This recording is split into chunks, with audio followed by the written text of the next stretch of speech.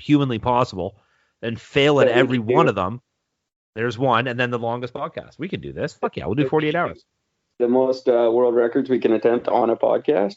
Yeah, that would be probably one too. That the people who set the record for the most attempts to set a record on a podcast. It's not bad either.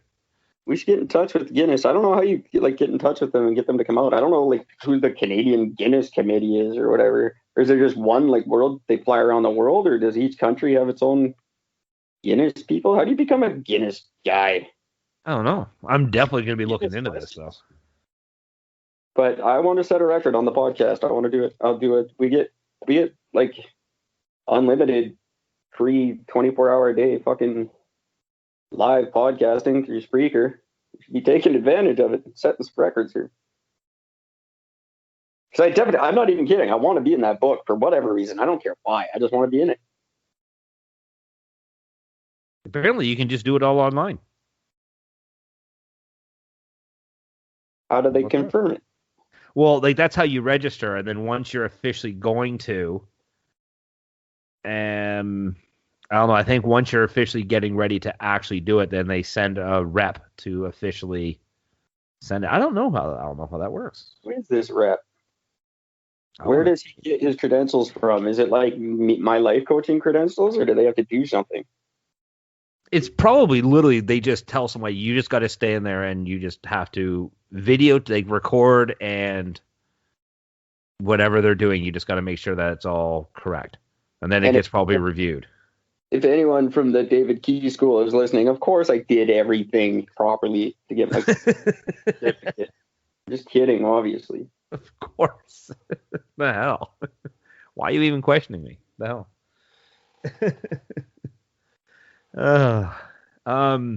So the second I'm going to say that one. So France has conducted 210 nuclear weapons tests. You got to figure out 4 or 5 days that you're free, that you can actually commit to this. Because I'm dead serious now. Well, dude, technically we only need 2 days, 48 hours.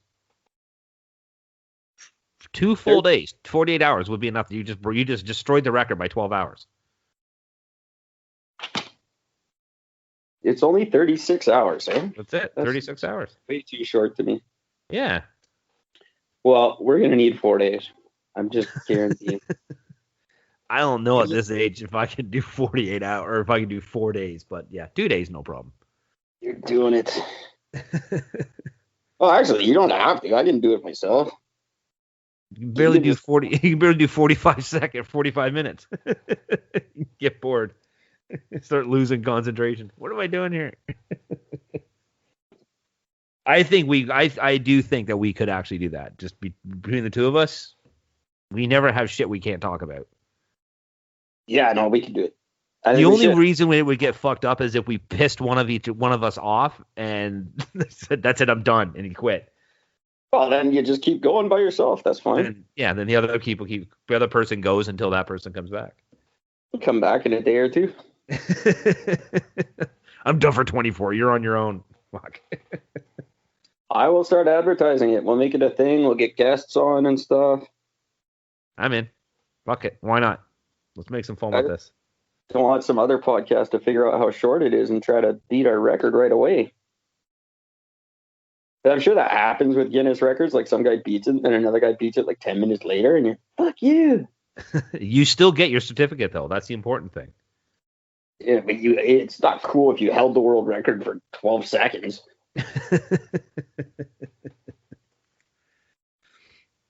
You want to keep that shit for a while. No, that's true. That's why if we're going to do it, we got to like destroy it. Yeah, that's what I'm saying. 4 days.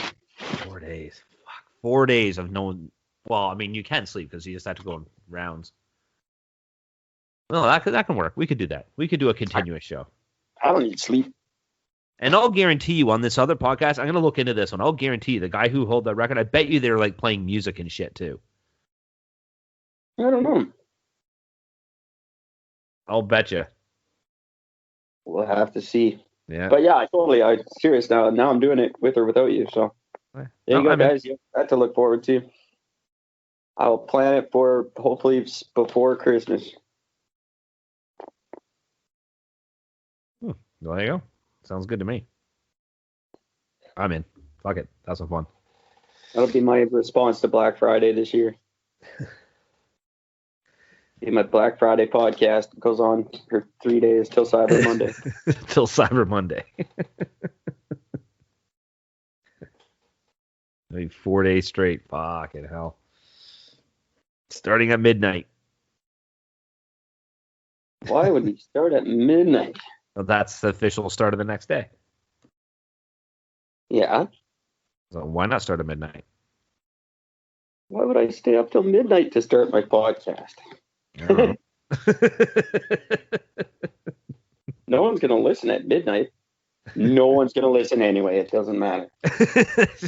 I'm not doing this for listeners' sake. I'm doing this for us because I want to see if we can pull it off. I think it'd be awesome. Well, I know we can. Yeah. What's our longest one so far? What have we done? 3.5? So I don't know. I have not a clue. I know we did a super fucking long one night. Yeah, we've had a few of them. I'm not sure what the longest one is, to be honest. I don't really track it. I know it's got 15 commercials in it now. At least. Oh, man. Okay, so random weird thing. And this one actually kind of confuses me. You know that Iran carries out more gender change operations than any other country in the world? That makes sense. Does it, though, from Iran? Does that make sense? Yeah, trying to get rid of women. Well, what if they're going the other way? It doesn't. I guarantee they're not. Oh, so you think it's just from women to men? They're changing little women babies to male babies. Well, and that's why. That's just weird. Well, their official statistics has somewhere between 15,000 and 20,000 transsexuals inhabiting it.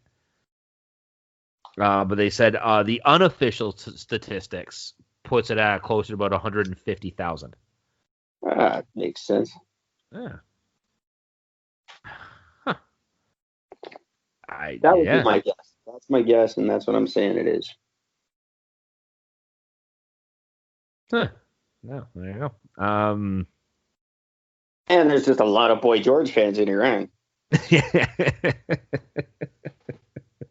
I still remember when I found out when I was like, because I was a kid when Boy George first came out, and I'm just like, just thought that was a dude with a weird costume, never realizing that it was a gay crossdresser. Just never fucking occurred to me.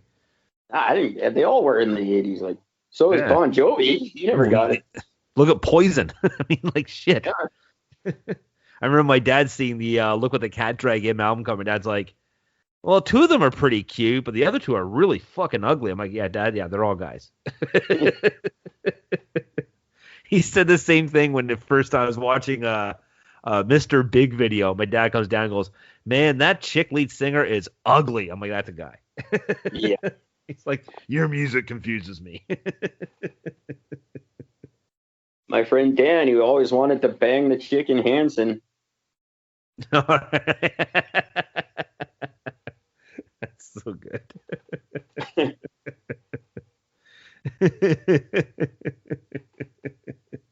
One time I was with the 3 of the 4 members of our band back in the day, and we were driving down the street, and we look over, and there's this fucking chick with these little cut off fucking jean shorts and the long dark hair and had this little saunter walk. We're like, man, check out the ass on that chick. And then we get past, we realize it was our singer named Alex. That's rough. Then we're like, yeah, we got to kick him out of the band. This ain't gonna work. Sorry, dude, you're out. What? Call me later. Yeah, right. You're out of the band, but call me later. Wear this dress. We've got so fucked. There's this Australian dude by the name of James Harrison. I hate him. Well, you might not, because he has a singularly unique blood plasma composition that is being used to cure. I'll never pronounce this. No, Rhesus disease, Rhesus, Rhesus. Rhesus disease. It's hemolytic disease that affects newborn babies. Weird. And he has donated his blood plasma over 1,000 times. Gross. So well done, James Harrison. You're a good man. 1,000 people with filthy Aussie blood in them. Yeah, there's the downside, sure. I'd rather have Rhesus disease. What was it? Turns you into a Rhesus monkey? The racist monkey? What? The rhesus monkey? Oh man. So there was this in 2011. Chinese surgeons were able to remove a rusty 4-inch end of a broken blade from the skull of a guy who has had it stuck in his head for 4 years. I love those guys. He was stabbed in the lower jaw by a thief 4 years previously, and the blade just snapped off, getting stuck in his head. I love those guys. You always hear about those guys. They've got a headache for 5 years. They can't figure out why. It's because they shot a nail up their nose one time and they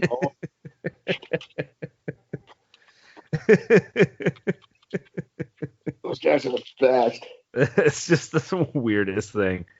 I always remember there was this one woman who had this surgery, and for like the first like week or 2 weeks or something like that, she was doing really good, and then all of a sudden she started getting like stomach aches, and she was getting really sick and weak, and her body was just rejecting her all over the place. So she goes back to the doctor, and they do a scan. They're like, "Oh fuck!" And they realize they left one of the towels inside her stomach. Oh yeah, that happens all the time. A sponge, towel, So fucking bad. a watch, a sandwich. Okay. Sandwich, cup of chili, whatever. Fuck. It's like that fucking South Park episode. Kenny.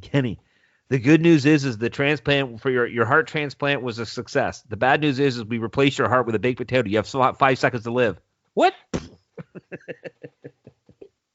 Well, doctor, you left something in her, and I don't think you deserve that world's greatest surgeon mug anymore. So we're going to be taking that away.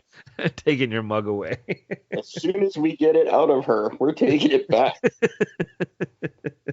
So enjoy your coffee now, because it's going to be gone as soon as we're done this.